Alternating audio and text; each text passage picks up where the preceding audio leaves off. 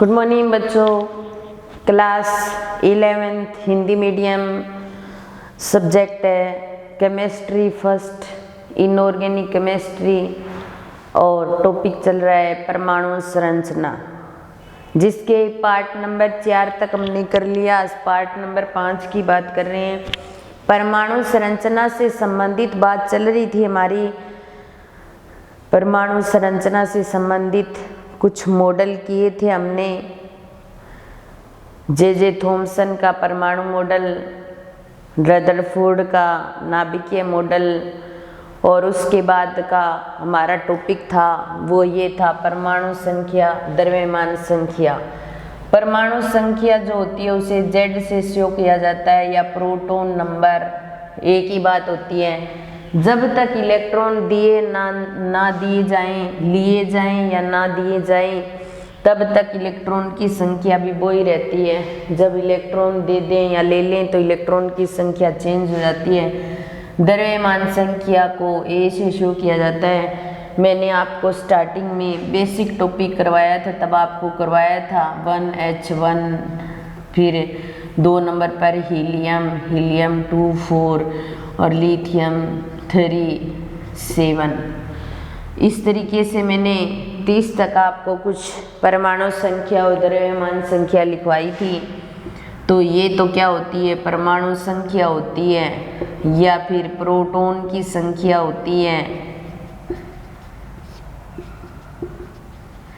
और ऊपर जो शो की जाती है वो द्रव्यमान संख्या होती है। अगर हमें किसी की द्रव्यमान संख्या ना दी गई है तो हम 30 तक, जिंक तक हमने द्रव्यमान संख्या लिखी थी, तो हम ज्ञात कर सकते हैं। तो देखिए हमारा इसमें 1-2 एग्जाम्पल और बता देती हूँ आपको। जैसे एल्युमिनियम है, ये 13 और 27 और 3 पॉजिटिव आ रहा है।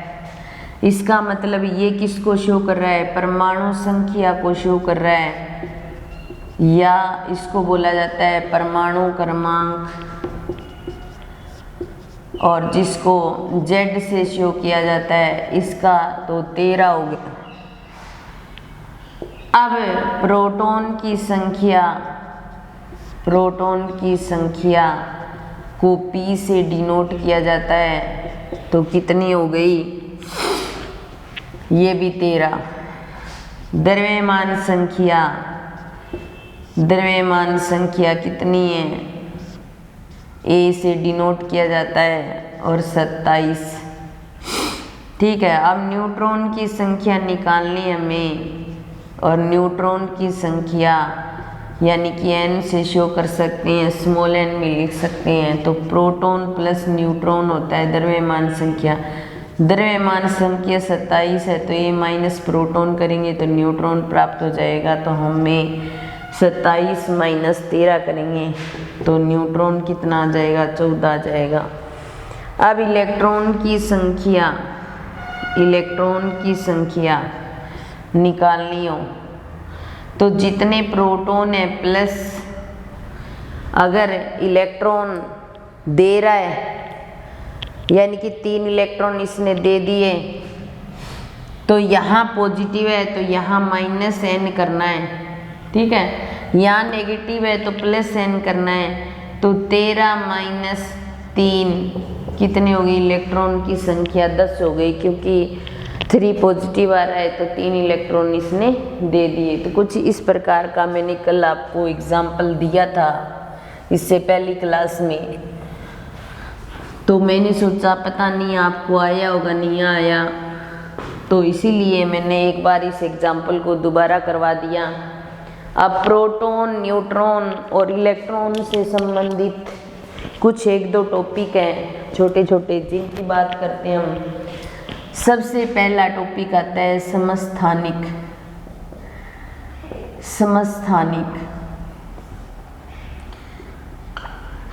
या आइसोटोप्स बोल सकते हैं अपने। तो एक ही तत्व के कई प्रकार के समस्थानिक हो सकते हैं। सबसे पहली बात तो समस्थानिक होता क्या है? एक ही तत्व के वे परमाणु जिनके प्रोटॉन की संख्या तो समान हो, या ऐसे कहीं परमाणु क्रमांक तो समान हो और द्रव्यमान संख्या भिन्न हो, तो जिनके परमाणु क्रमांक तो क्या हो? समान, और द्रव्यमान संख्या भिन्न हो, वे क्या होते हैं? एक दूसरे के समस्थानिक होते हैं। जैसे एग्जाम्पल के लिए 1H1, 1H2 या 1D2 भी कह सकते हैं, या 1H3 या 1T3 भी कह सकते हैं। ये क्या है? हाइड्रोजन के समस्थानिक, हाइड्रोजन के समस्थानिक।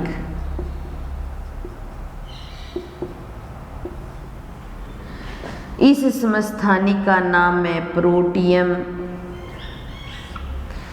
इसका नाम है ड्यूटेरियम और इसका नाम है ट्राइटियम। ड्यूटेरियम इसलिए लिखा है, ड्यूटेरियम लिखा है तो हमने डी से शो कर सकते हो, ट्राइटियम लिखा है तो टी से शो कर सकते हैं।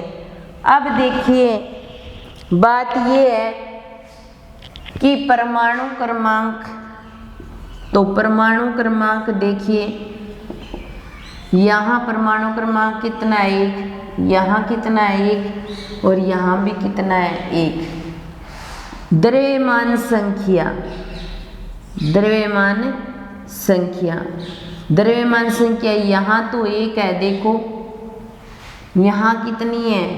2, और यहाँ कितनी है? 3। तो मैंने यही कहा था कि एक ही तत्व के वे परमाणु जिनके परमाणु क्रमांक तो समान हो, द्रव्यमान संख्या भिन्न हो, वे एक दूसरे के समस्थानिक होते हैं। हाइड्रोजन के 3 समस्थानिक, प्रोटियम, ड्यूटेरियम, ट्राइटियम, जिनके परमाणु क्रमांक तो समान है लेकिन द्रव्यमान संख्या में भिन्नता पाई जा रही है, तो ये हाइड्रोजन के समस्थानिक हैं। फिर एग्जाम्पल नंबर 2 लें, क्लोरीन के समस्थानिक, क्लोरीन के समस्थानिक। क्लोरीन के 2 समस्थानिक Cl35 और Cl37। Cl जो होता है वो 17 नंबर पर आता है और ये भी 17 पर आता है।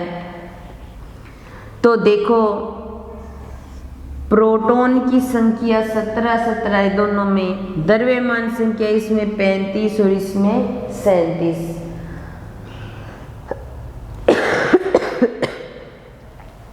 तो परमाणु क्रमांक समान, द्रव्यमान संख्या भिन्न, तो क्या हो गए? समस्थानिक। क्या हो गए भाई? समस्थानिक। एग्जाम्पल नंबर 3, कार्बन के समस्थानिक।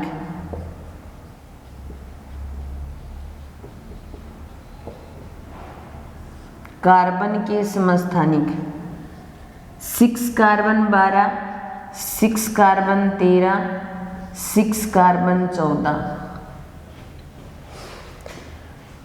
तो परमाणु क्रमांक सबके अंदर 6, परमाणु क्रमांक का मान समान और द्रव्यमान संख्या भिन्न भिन्न पाई जाती है।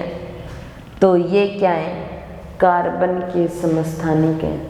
क्या है? कार्बन के समस्थानिक है, आइसोटोप्स हैं। समस्थानिक का मतलब परमाणु क्रमांक समान, द्रव्यमान संख्या भिन्न, तो वे एक दूसरे के क्या होते हैं? समस्थानिक होते हैं।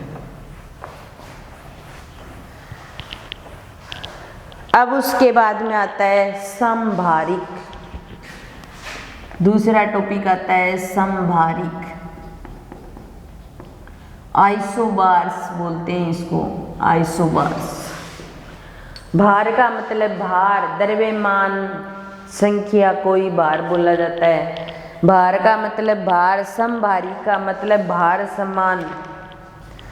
तो ऐसे एक ही तत्व के ऐसे परमाणु जिनके परमाणु क्रमांक तो भिन्न भिन्न हो और द्रव्यमान संख्या समान हो, तो वो क्या कहलाते हैं? समभारिक कहलाते हैं। तो इसके अंदर परमाणु क्रमांक तो क्या हो जाएंगे? भिन्न भिन्न हो जाएंगे। परमाणु क्रमांक तो भिन्न और द्रव्यमान संख्या समान। द्रव्यमान संख्या समान। तो परमाणु क्रमांक तो भिन्न और द्रव्यमान संख्या समान, तो वो क्या होते हैं? समभारिक होते हैं। एग्जाम्पल देखिए, एग्जाम्पल हमारे पास आर्गन, पोटेशियम, कैल्शियम, ये 18 नंबर पर आता है, ये 19 नंबर पर, ये 20 नंबर पर, लेकिन इनकी द्रव्यमान संख्या सबकी 40। इसका मतलब परमाणु क्रमांक तो क्या है? परमाणु क्रमांक तो क्या है? भिन्न है। क्या है? भिन्न। और द्रव्यमान संख्या क्या है? समान। तो इसलिए ये क्या हो जाएंगे? समभारिक हो जाएंगे। 6 कार्बन 14 और 7 नाइट्रोजन 14, परमाणु क्रमांक भिन्न, द्रव्यमान संख्या समान, तो ये क्या हो जाएंगे? एक दूसरे के समभारिक होंगे। अब उसके बाद में नेक्स्ट टॉपिक आता है समन्यूट्रॉनिक।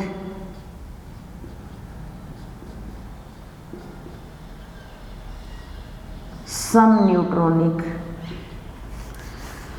समन्यूट्रॉनिक का मतलब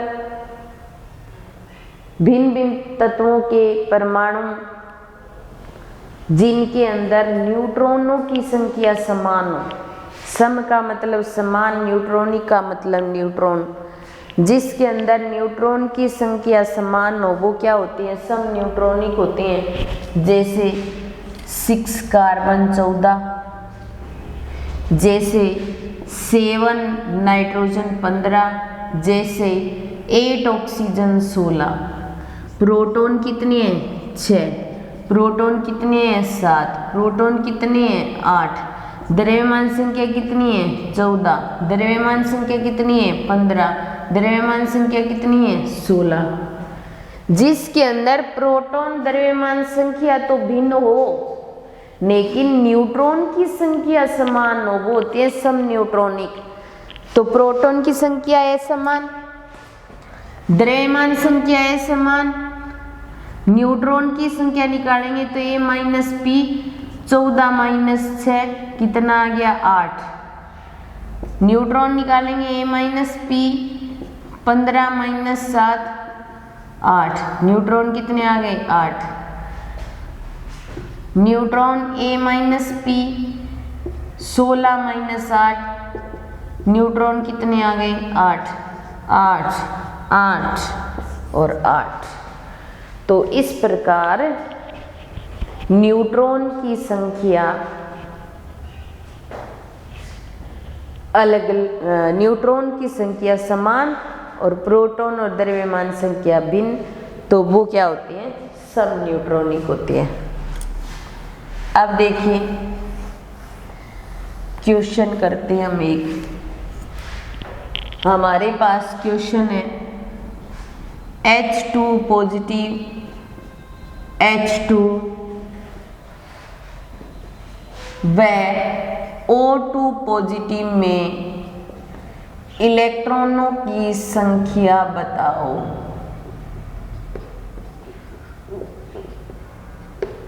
तो H2 का मतलब हमारे पास 2H है एक सीधा H और एक H पॉजिटिव है, इसके पास तो एक इलेक्ट्रॉन दे दिया, इसके पास एक है तो 1 + 0 = 1। H2 के पास तो एक हो जाएगा इलेक्ट्रॉन।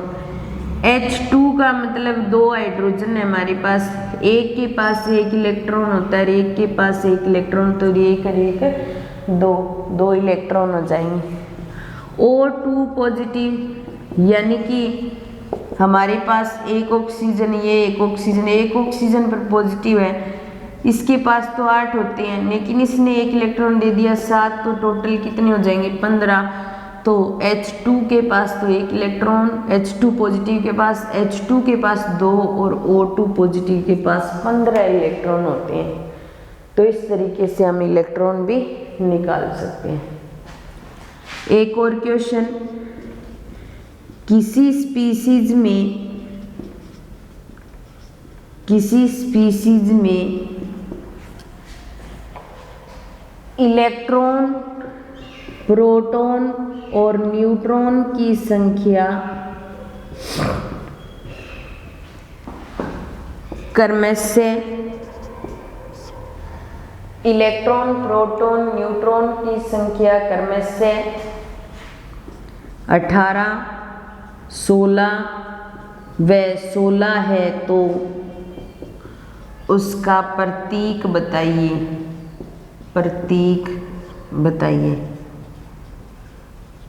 अब देखिए, इलेक्ट्रॉन तो हैं 18 और प्रोटॉन है 16 और न्यूट्रॉन भी 16, तो द्रव्यमान संख्या 16 + 16 कितनी हो जाएगी 32। और प्रोटॉन और परमाणु क्रमांक तो सेम ही होते हैं, परमाणु क्रमांक तो सेम ही होते हैं। तो 16 नंबर पर कौन आता है, सल्फर आता है, सल्फर का 16, ठीक है। और 32 उसकी द्रव्यमान संख्या हो गई, ठीक है। अब इलेक्ट्रॉन की संख्या 18 है, 2 इलेक्ट्रॉन ग्रहण कर रखे हैं, तो 2 माइनस कर देंगे, क्योंकि जब कोई इलेक्ट्रॉन दे नहीं रहा, ना ही ले रहा हो, ना ही दे रहा हो, तब तो इसका 16 ही आएगी इलेक्ट्रॉन की संख्या। लेकिन ये तो क्या है 18 है, यहाँ पर 2 इलेक्ट्रॉन ले रखे हैं इसने, तो 2 नेगेटिव, तो इसका प्रतीक ये हो जाएगा। तो इस तरीके से हम इसको प्रदर्शित कर सकते हैं। तो ये छोटे छोटे 2-3 टॉपिक थे, वे हमारी कंप्लीट हो गए। अब देखिए रदरफोर्ड मॉडल की कमियां। रदरफोर्ड मॉडल दिया गया था, रदरफोर्ड मॉडल के दोष या कमियां, ठीक है। रदरफोर्ड ने ये कहा था